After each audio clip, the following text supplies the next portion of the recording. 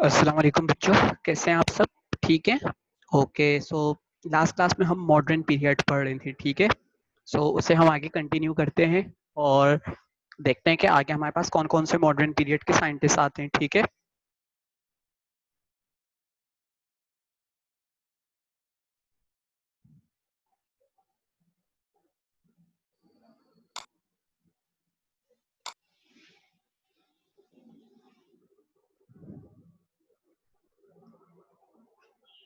सो हमने modern period में सबसे पहले किसे पढ़ा था? रॉबर्ट बॉयल को, ठीक है। रॉबर्ट बॉयल में हमने क्या पढ़ा था? हमने कहा था कि इन्हें मॉडर्न केमिस्ट्री का फादर कंसीडर किया जाता है, ठीक है। इनकी कंट्रीब्यूशन के बारे में हमने पढ़ा। हमने कहा था कि ये पहले थे जिन्होंने क्या किया था, ये पहले थे जिन्होंने एक आइडिया दिया था केमिस्ट्री के बारे में, ठीक है। इन्होंने क्या आइडिया दिया था? आइडिया इनका ये था कि केमिस्ट्री को यूज करके हम नेचर की इन्वेस्टिगेशन कर सकते हैं, ठीक है, और इससे हम नॉलेज को प्रमोट कर सकते हैं, ठीक है। कौन थे ये आइडिया देने वाले? रॉबर्ट बॉयल, ठीक है। इन्होंने फिर एक दूसरा काम क्या किया था? इन्होंने एलिमेंट की डेफिनेशन दी थी, ठीक है, जो कि क्या थी? मॉडर्न डेफिनेशन से बिल्कुल, मतलब मॉडर्न डेफिनेशन के बिल्कुल नियर थी, कि बिल्कुल करीब थी, मतलब उससे मैच हो रही थी, जो कि मॉडर्न केमिस्ट्री इस वक्त चल रही है ना, उससे बिल्कुल रिलेट करती थी, ठीक है। इसके अलावा इन्होंने क्या किया था? इन्होंने ये फर्स्ट केमिस्ट थे, ठीक है। पहले केमिस्ट थे जिन्होंने क्या किया था? जिन्होंने गैस को आइसोलेट करा था, ठीक है। क्या करा था? गैस को आइसोलेट करा था, उसे अलग किया और फिर उसे कलेक्ट करा, ठीक है। आपको ये बात समझ में आई? इन्होंने क्या की प्रोसेस, मतलब आप ये समझ लें कि इन्होंने एक प्रोसेस किया, उसके थ्रू इन्होंने गैस को बनाई और फिर उस गैस को आइसोलेट करके कलेक्ट कर लिया, ठीक है।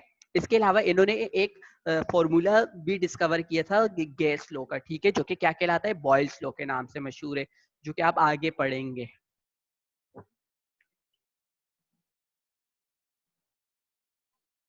इन्होंने इसके अलावा क्या कहा? इन्होंने कहा कि इन्होंने ये शो करवाया कि इन्होंने इस बारे में कहा कि जो एयर है वो कंबक्शन यानी कि कोई अगर जलने का प्रोसेस होता है ना, तो इसमें एयर एब्जॉर्ब होती है, ठीक है, और इसके लिए सिर्फ एक ही पार्ट चाहिए होता है, या कि ब्रीदिंग के लिए भी एयर का एक ही पार्ट चाहिए होता है, ठीक है। वो क्या है?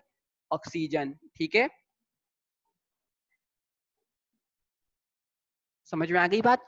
इन्होंने क्या किया? इन्होंने पहले कहा कि जब कंबक्शन का प्रोसेस होता है तो उसमें क्या होता है?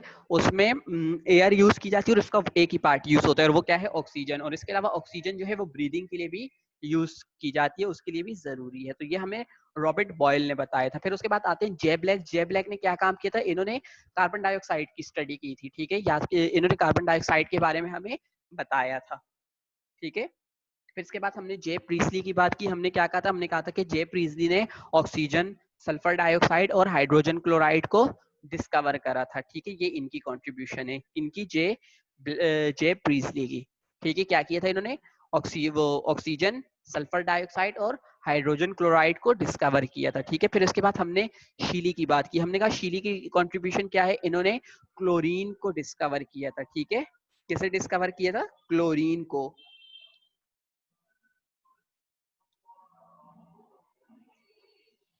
फिर हमने कैवेंडिश को डिस्कस करा था, ठीक है। शीली के बाद हमारे पास कौन आते हैं? शीली के बाद हमारे पास आते हैं कैवेंडिश। हमने कैवेंडिश के बारे में क्या कहा था? हमने कहा था कैवेंडिश ने क्या किया था? इन्होंने हाइड्रोजन को डिस्कवर करा था, ठीक है। सो हाइड्रोजन को डिस्कवर करने वाले कौन है? कैवेंडिश। जबकि शीली ने क्या डिस्कवर किया है? शीली ने क्लोरीन को डिस्कवर किया है, ठीक है।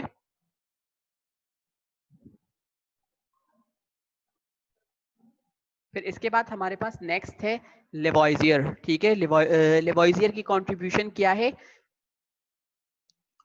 इन्होंने ये कहा था कि इनकी डिस्कवरी ये थी कि इन्होंने कहा था जो ऑक्सीजन है ना, वो एयर का कितना पार्ट ले रहा है? कितना पार्ट? 1/5, ठीक है। इसके अलावा इन्होंने क्या किया था? इन्होंने केमिकल बैलेंस जो है उसे इम्प्रूव करा था, ठीक है, कि किस तरह से केमिकल्स को बैलेंस किया जा सकता है, ठीक है। उसकी इम्प्रूवमेंट करी थी किन्होंने? लेवॉइजियर ने, ठीक है। फिर इनके बाद आते हैं जॉन डेल्टन, ठीक है। जॉन डेल्टन की कंट्रीब्यूशन क्या है? जॉन डेल्टन ने क्या किया था? इन्होंने मैटर की एटॉमिक थ्योरी को प्रपोज किया था। ठीक है, आपने कहा है ना मैटर किस चीज से बने, मैटर तो एटम्स ही बने, एटम टाइनी पार्टिकल्स जो कि मैटर बनाते हैं। ठीक है, तो उसकी जो एटॉमिक थ्योरी थी उसे प्रपोज करवाया था। इसके अलावा इन्होंने एटॉमिक वेट्स का कॉन्सेप्ट भी दिया था। ठीक है, कि हर एटम का अपना वेट होता है। ठीक है, सो एटॉमिक वेट का कॉन्सेप्ट किस तरह से वो एटॉमिक वेट को निकाला जा सकता है, उसका कॉन्सेप्ट देने वाले जॉन डेल्टन है। ठीक है,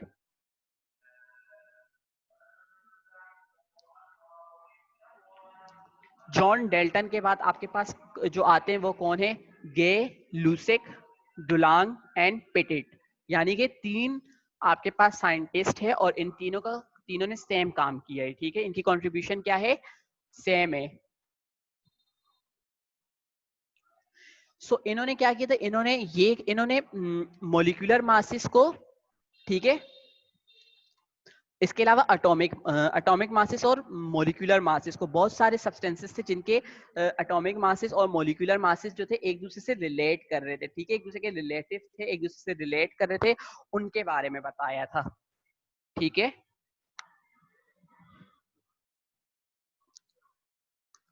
फिर हमारे पास थे बर्जीलियस। ठीक है, नेक्स्ट हमारे पास कौन है, बर्जीलियस।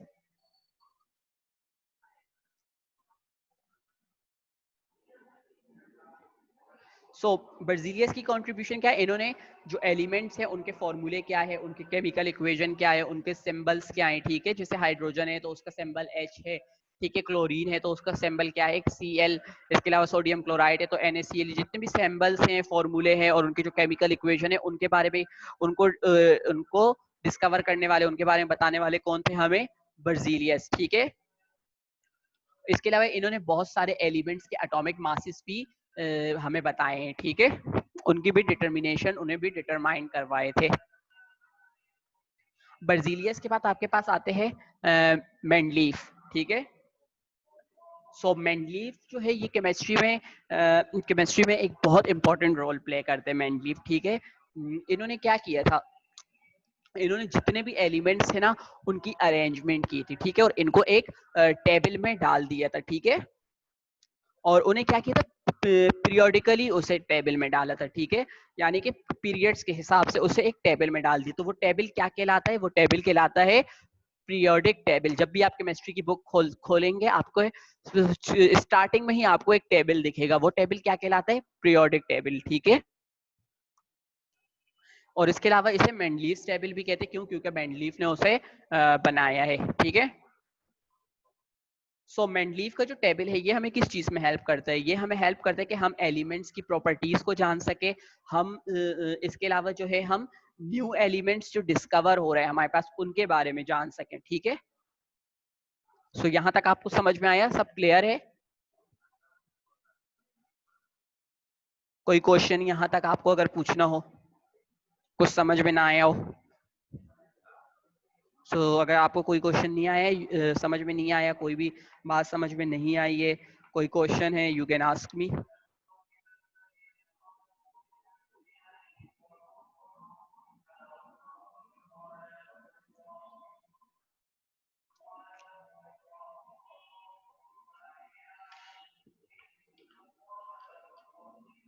ओके, सो अगर कोई क्वेश्चन नहीं तो हम आगे कंटिन्यू करते हैं। मेंडलीव के बाद हमारे पास आते हैं अरीनियस। ठीक है, अरीनियस की कंट्रीब्यूशन क्या थी, इन्होंने हमें इन्होंने आयोनिक थ्योरी के बारे में बताई थी। ठीक है, आइंस की थ्योरी के बारे में बताई थी, आइंस की अट्रैक्शन, ठीक है, रिपेल होना, जो आयोनिक थ्योरी थी उसके बारे में हमें बताने वाले आर्हीनियस थे। ठीक है, इसके बाद आते हैं हमारे पास फेराडे। ठीक है, फेराडे भी केमिस्ट्री में एक बहुत इंपॉर्टेंट रोल प्ले करते हैं। इनकी कंट्रीब्यूशन जो है, इन्होंने जो चीजें एक्सपेरिमेंट में डिस्कवर करी हैं उन्हें आज के दौर में यूज किया जा रहा है। ठीक है, सो इन्होंने क्या किया था, इन्होंने इलेक्ट्रिसिटी का इफेक्ट देखा था सॉल्यूशंस के ऊपर। ठीक है, क्या देखा था, इन्होंने इलेक्ट्रिसिटी का इफेक्ट को एग्जामिन किया था सॉल्यूशन के ऊपर। ठीक है, कि किस तरह इलेक्ट्रिसिटी सॉल्यूशंस के थ्रू, ठीक है, प्रोसेस कर सकती है, चीजों का कलर चेंज कर सकती है। ठीक है, सो इन्होंने क्या किया था, इसको कैसे किया था, इन्होंने एक लॉ डिस्कवर किया था, लॉ प्रेजेंट किया था, जिसे क्या नाम दिया गया था, इलेक्ट्रोलाइसिस का, जो कि आप आगे डिटेल में पढ़ेंगे। ठीक है,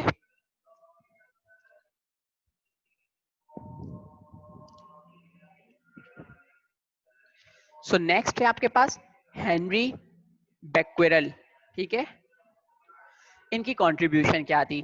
इन्होंने रेडियो एक्टिविटी को डिस्कवर किया था। जितने भी रेडियो एक्टिविटी होती है ना, उसे किसने डिस्कवर किया था? इन्होंने डिस्कवर किया था, ठीक है। इसके अलावा इन्होंने पोलोनियम और रेडियम इनको भी डिस्कवर किया था, ठीक है। उसके बाद आपके पास आते हैं जे जे थॉमसन, ठीक है। कौन है? जे जे थॉमसन, ठीक है। जे जे थॉमसन की कंट्रीब्यूशन क्या थी? इन्होंने इलेक्ट्रॉन यानी कि नेगेटिव चार्ज पार्टिकल, एटम में नेगेटिव चार्ज पार्टिकल होता है ना, उसे हम क्या कहते हैं? इलेक्ट्रॉन। तो इन्होंने क्या किया था? इन्होंने उसे डिस्कवर किया था, ठीक है, इलेक्ट्रॉन को। इसके अलावा इन्होंने क्या किया था? इन्होंने अल्फा और बीटा रेस को भी डिस्कवर किए हैं, ठीक है। अल्फा और बीटा रेस जो कि आपके पास यूज किए जाते हैं डिफरेंट ट्रीटमेंट्स वगैरह में, ठीक है। सो उसे भी जे जे थॉमसन ने डिस्कवर किया। जे जे थॉमसन ने क्या किया? इलेक्ट्रॉन को डिस्कवर किया है और इसके अलावा अल्फा और बीटा रेस को भी डिस्कवर किया। अच्छा, ये इलेक्ट्रॉन की डिस्कवरी इन्होंने कैसे की थी? इलेक्ट्रॉन की डिस्कवरी इन्होंने ऐसे की थी। इन्होंने एक ट्यूबलाइट टाइप का स्ट्रक्चर बनाया था जिसमें इलेक्ट्रॉन स्ट्राइक कर रहे थे, एक न्यूक्लियस टाइप का बन रहा था, ठीक है। तो उसके थ्रू इन्होंने इलेक्ट्रॉन को डिस्कवर किया था।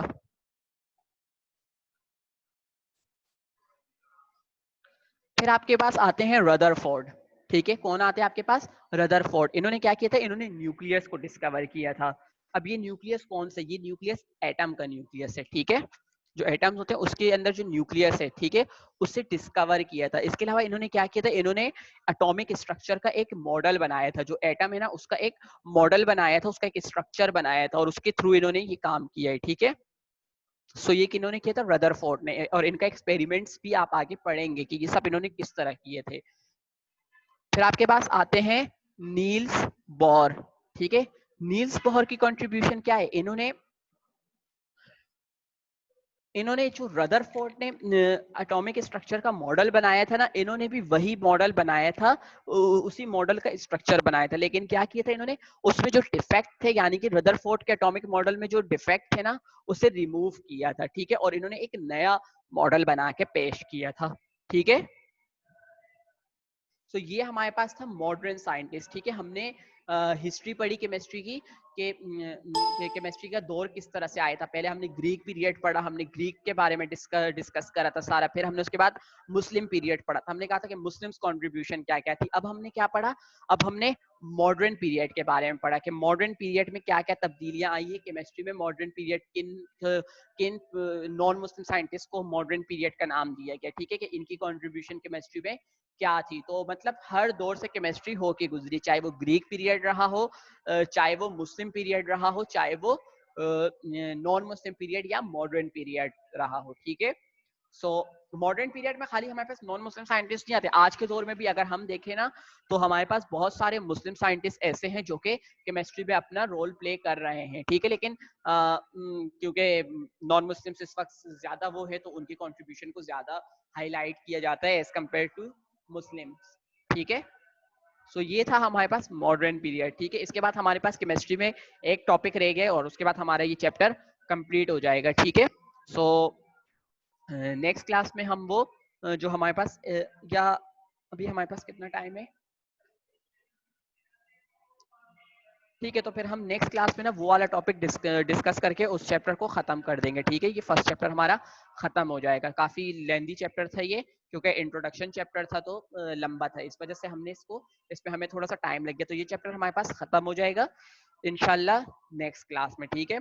सो आपको इसमें जो भी समझ में ना आया हो, तो आप मुझसे नेक्स्ट क्लास में ये पूछ सकते हैं, ठीक है।